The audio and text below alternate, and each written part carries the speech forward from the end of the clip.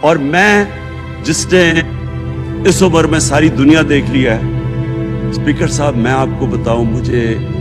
تکلیف ہوتی ہے دیکھ کے، تکلیف ہوتی ہے دیکھ کے جب میں یہ مغربی ملکوں میں جاتا ہوں، اسکینڈینیویا میں، سوئٹزرلینڈ میں،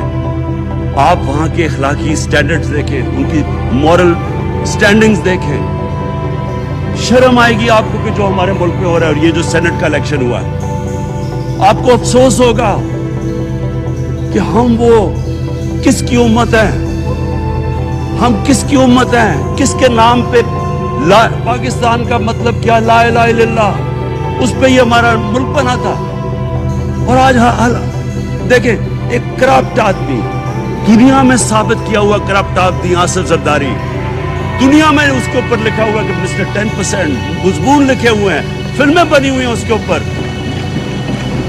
اور اس ملک میں لوگ کہیں جی ایک زرداری سب پہ بھاری، کیا کہ وہ رشوت دیتا ہے اس لیے سب پہ بھاری ہو گیا؟ کیا یہ ہے ہمارا ملک؟ دوسری طرف دیکھیں، دوسری طرف یہاں بیٹھے ہوئے ہمارا لیڈر نواز شریف، وہ نواز شریف ایک ڈاکو، ملک کو 30 سال سے لوٹ کے ملک سے باہر بھاگا ہوا ہے، جھوٹ بول کے باہر بھاگا ہوا ہے، سارے ملک کے سامنے ہمیں کیبنٹ میں ہم نے 6 گھنٹے میں بتایا جی اس کو یہ بھی بیماری ہے، اس کو یہ بھی بیماری ہے، اس کو یہ بھی بیماری ہے،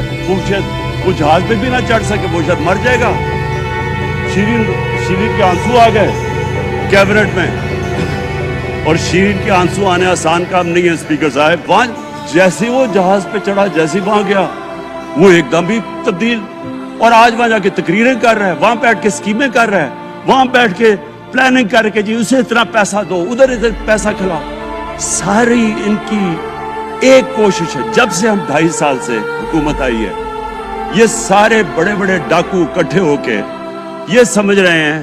کہ عمران خان کو کرسی کا اتنا شوق ہے کہ اس کے اوپر اتنا پریشر ڈالو کہ یہ جی ہمیں جس طرح جنرل مشرف نے NRO دیا تھا یہ بھی دے دے گا۔